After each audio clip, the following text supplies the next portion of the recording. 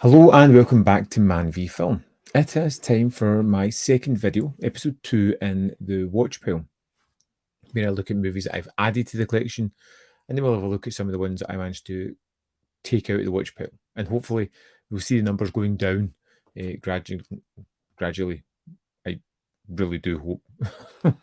Let's just jump into things that I picked up since the last video. So some of these you've already seen. So I picked up The Dead and the Deadly, Sammo Hung. There's a review on the channel already for that, so I won't really go into it too much. Kind of along the lines of Encounter of the Spooky Kind.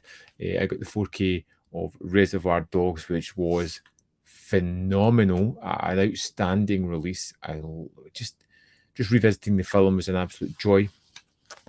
From Indicator, I've picked up the Universal Noir Volume 6 set,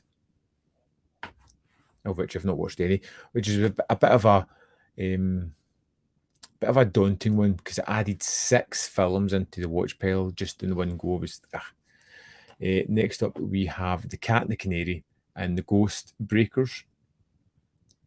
I've watched both of these. I loved The Cat and the Canary. That was a fantastic film. The Ghost Breakers was decent. Wasn't as good as the first one, but reviews coming soon for these, which was pretty great.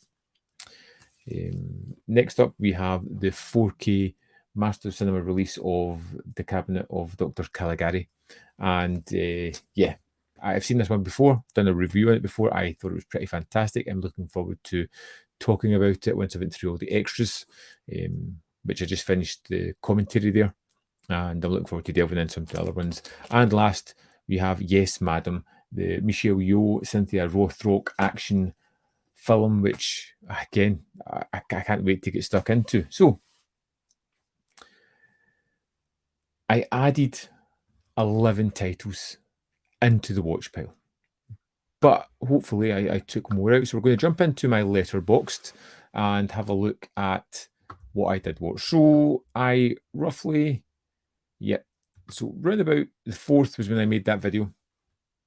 I watched Son of the White Mare, which was utterly fantastic. Like a real terrific film. You've probably seen the review I did for it. If you didn't, in fact, I don't think it was a greatly watched one, which you should check out because it was a phenomenal movie. It came with Johnny Corncob as well, which I utterly adored. 4.5 for both of these movies. I'm pretty sure Son of the White Mare will probably be a 5 on a second watch because it was just so fantastic. Couple of Vinegar Syndrome titles. I watched Don't Open Till Christmas, which was a really fun slasher film where someone is killing Santas around about the festive season. Great mystery at the heart of it. Great performances. Just generally loved it. We had The Amityville Curse next, which was, I think, part 4 in the Amityville series, maybe, from 1990. It was a Canadian-made movie. Low budget. I liked it, and I seem to be one of the few people that really enjoyed this one. Tick the boxes for me. As I've already talked about, The Dead and the Deadly was one I picked up. Really enjoyed that. Kind of fun, tonally all over the place, but yeah, interesting.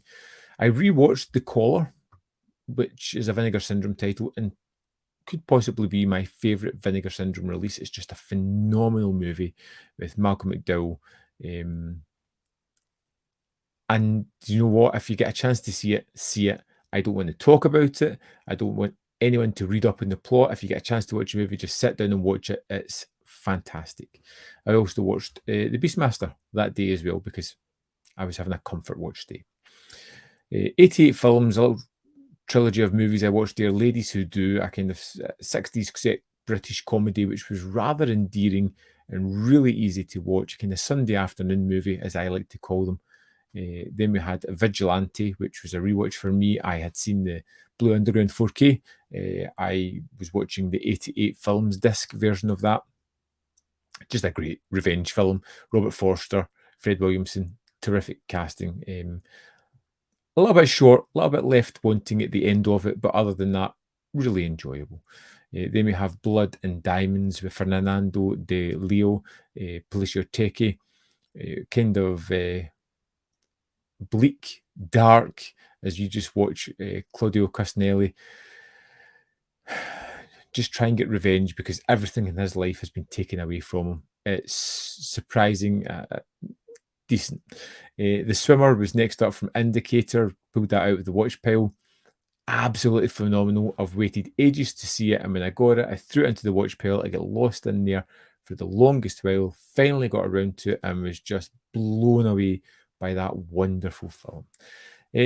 My mate, friend, bud, whatever you want, ex-friend maybe, dragged me to see Black Panther, Wakanda Forever. That was fine. The best part of the movie was the hot chocolate I had before it started. Next up, we had the Criterion release of Investigation of a Citizen Above Suspicion. This Petrie-directed movie was just absolute fantastic. And I loved the story. I loved the direction, the performances. The standout for me was the Ennio Morricone score, which was just perfect, so playful, started to break down. The standard theme of it broke down as the movie went on, and just utterly fantastic.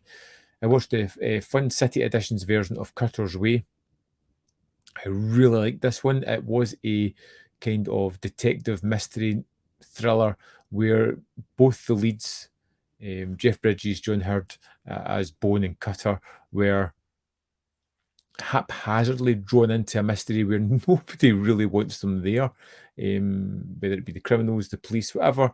They just kind of fall into it, and they're dealing with the kind of current relationships within their lives. It felt absent-mindedly about a mystery, but focusing on the characters more, which I really loved. And the disc was just rammed. A review for that coming soon. Like I said, The Cat and the Canary, absolutely adored that one. I thought it was terrific. It was funny. It had a great script based off a play.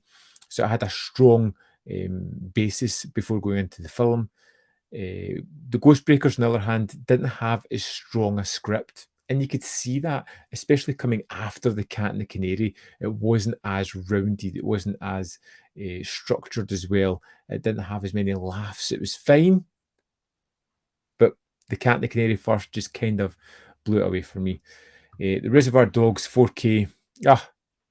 Perfect. What a great movie. I've had the soundtrack stuck in my head again all week since I've watched this one. Just utterly loved it. I continued on with the Humphrey Bogart Columbia Noir Volume 5 set. The fourth film, and it was Sirocco. It was fine again. I've been kind of disappointed with the Humphrey Bogart set because all the movies have been fine, not outstanding, not wonderful, nothing that I would write home about. They were just fine, which is kind of damning in my eyes. Next up, we have the kind of sleazy Don't Answer the Phone, which was a low-budget horror movie filmed late 70s without any permits, with a kind of minimal cast. And it really was a movie of split tonality. We had the killer, who was brutal, horrific. The kill sequences, the torture, it's just deeply affecting. And then you had an almost comedic double team of the detectives investigating this, and it just seemed like such a disparaging distance apart from brutal killings to bumbling, jokey cops. And I liked it overall. It took a little while to settle into that tonality. Then we had The Family Secret, which was the fifth film from the Bogart set. This was one that was done by his production house. He's not actually in it. It was, again, I think it was more the subject matter of a rich, spoiled kid who murders someone. His father's a lawyer, and they decide to keep it a secret and try and get away with it. And it never really sat right with me, this one. And even the kind of rushed finale, well, it feels rushed. I wasn't a big fan of this one. And then last, which I have just finished watching just there, was The Cabinet of Dr. Caligari. I love this German Expressionism movie.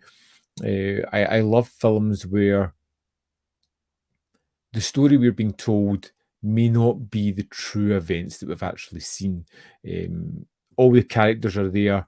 I think that the strange expressionistic nature of it is just wonderful, adds a skewed perspective to it, which it should be because it's a warped narrative that we're seeing. And this is one of those movies where if you dig deep enough, you can see that it's a really twisted kind of film where our hero is in a bad place at the end and the bad guy has technically won out. Yeah. So I managed to watch a bunch of movies, and 16 of them were from my watch pile. I had some screeners in amongst there that weren't mine. I had some movies that I just rewatched because I felt like rewatching a film every now and again. And yeah, so I managed to get the sort of watch pile, I think it's down to 108, 107, 108. So I managed to bring it down, which I'm happy about. I've got nothing on pre-order for the next few weeks at all. In fact, I've kind of cancelled most of them. I don't think I've got anything else coming in. I gave up on the Shawscope set. I will get that once I've got this under control, as I will with some other movies, unless there's anything essential I have to get, which you'll find out next time, which we'll probably do in December at some point, maybe midway along. We'll talk about what I've managed to take out of my watch list. Yeah. So all I know is that I have got a couple of movies lined up to watch. I have got the last movie from the Bogart set, The Harder They Fall, to check out. I've got Mazes and Monsters to check out next as well. From then on, I could go anywhere.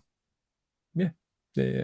So looking forward to that. Looking forward to trying to get this down as much as I can coming into the end of the year. Here's hoping I can do it. Anyway, I'll be back for episode 3 at some point. Thanks for watching, as always. I really appreciate it. I'd love to know your thoughts on any of the films I've watched. If there's anything fantastic there that you like or anything you disagree with my opinion, drop it in the comment box. We can have a little discourse about it, figure out what we liked, what we didn't like about these movies. I look forward to chit-chatting with you. As always, thanks for watching, and I'll see you next time on Man v Film.